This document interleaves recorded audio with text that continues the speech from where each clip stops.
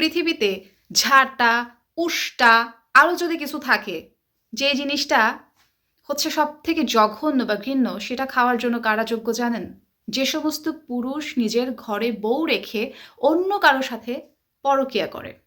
এই সমস্ত ছেলেরা হচ্ছে এরকম ঝাঁটার বাড়ি, উষ্টাও খাওয়ার একেবারে যোগ্য। কিন্তু আমরা কি করব? কিছু হলেই একটা মেয়েকে ধুয়ে দিব। বলব যে মেয়েটা মেয়েদের শত্রু।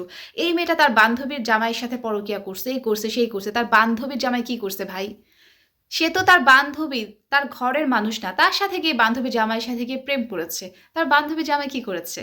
নিজের ঘরের বউ রেখে অন্য একজনের সাথে প্রেম করছে। তো দোষীটা কে?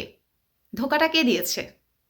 ঘুম থেকে উঠেই সবার আগে আজকে যে পোস্ট চোখের সামনে আসলো সেটা হচ্ছে ফেসবুকে যে উদ্যোক্তাদের গ্রুপ আছে, ওই সেই গ্রুপের একজন কর্ণধার নাসিমা আক্তার নিশা।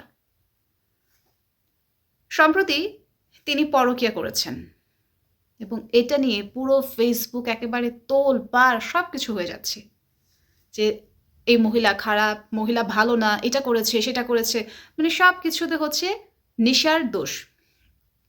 তো আমার প্রশ্ন হলো, নিশা কি একা একা কারোর সাথে প্রেম করেছে? অপোজিট পার্টি যিনি ছিলেন, কেন তার কথা বলা হচ্ছে না? কেন কোথাও এটা বলা হচ্ছে না যে এই পুরুষটা দোষী? এই পুরুষটা এই মহিলাটাকে ফুসলিয়ে কিংবা উস্কানি দিয়ে তার প্রেমের জালে ফাঁসিয়েছে। কেন এই কথাটা বলা হচ্ছে না? কেন বলা হচ্ছে যে নিশা দোষী, নিশা দোষী, নিশা দোষী? আমাদের মন মানসিকতা এখনো সেই জায়গায় পড়ে আছে যে আমরা কিছু হলেই বলি যে মেয়েরা মেয়েদের শত্রু, কিছু হলেই বলি যে মেয়েই দায়ী এটার জন্য, সব কিছুর জন্য দায়ী। যে কোনো কিছুর পেছনে কোনো না কোনো কারণ, কোনো না কোনো ঘটনা অবশ্যই থাকে। তবে আমি কখনো এটাকে সাপোর্ট করি না যে মানুষ একই সাথে দুটো সম্পর্ককে চালিয়ে যাবে। যদি জীবনে এমন কোনো সময় আসে যে আপনার কারোর সাথে বনিবনা হচ্ছে না, কিংবা সে সম্পর্কটাকে আর সম্মানের সাথে কিংবা ভালোবাসার সাথে চালিয়ে যাওয়া সম্ভব হচ্ছে না, তখন আপনি একজন মানুষ হিসেবে আপনি চাইলেই কিন্তু সেখান থেকে মুভ অন করে যেতে পারেন। এটা হচ্ছে সবথেকে বেস্ট সলিউশন। কিন্তু সেটা না করে যখন আপনি একই সাথে সেই সম্পর্কটাকেও ঝুলিয়ে রাখবেন, আবার অন্য কারো সাথেও জড়িয়ে যাবেন, সেটা হচ্ছে পরকীয়া।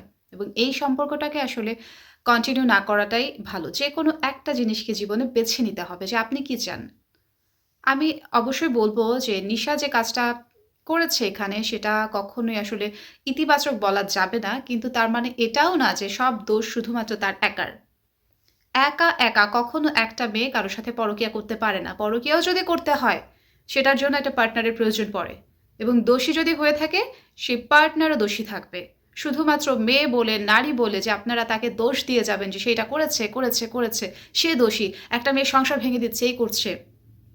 দৃষ্টিভঙ্গি পাল্টান। নিশা তার বান্ধবীর হাজবেন্ডের সাথে প্রেম করেছে। তার বান্ধবীর হাজবেন্ড কি করেছে? সে তার নিজের ওয়াইফকে ধোঁকা দিয়েছে। পৃথিবীতে এর থেকে বড় পাপিষ্ঠ আর দুনিয়াতে হয় না যে নিজের ওয়াইফকে ধোঁকা দেয়। তো এই সমস্ত পুরুষদের জন্য কপালে ঝাঁটার বাড়ি, উষ্টা বাড়ি এগুলাই আসলে জুটবে। তো এরা জীবনে যেখানেই যাবে সেখানেই হচ্ছে ঝাঁটা উষ্টা খাবে। আর আবারও বলছি যে মেয়েদেরকে মেয়েদের শত্রু বানানো এটা বন্ধ করেন। এই সমাজে যতদিন পর্যন্ত শুধুমাত্র নারীদেরকে দোষারোপ করা হবে যে এই সব কিছুর পেছনে এই নারী দায়ী, এইটার জন্য নারীর জন্য হলো, ততদিন পর্যন্তই সমাজ সবসময় পিছিয়ে থাকবে। নিজের দৃষ্টিভঙ্গি পাল্টাতে হবে। যখন আপনি আপনার দৃষ্টিভঙ্গি, আপনার চিন্তা ভাবনাকে পাল্টাতে পারবেন এবং প্রকৃত দোষীকে তাকে বুঝতে পারবেন, তখন দেখবেন যে সমাজটাও পাল্টে যাচ্ছে।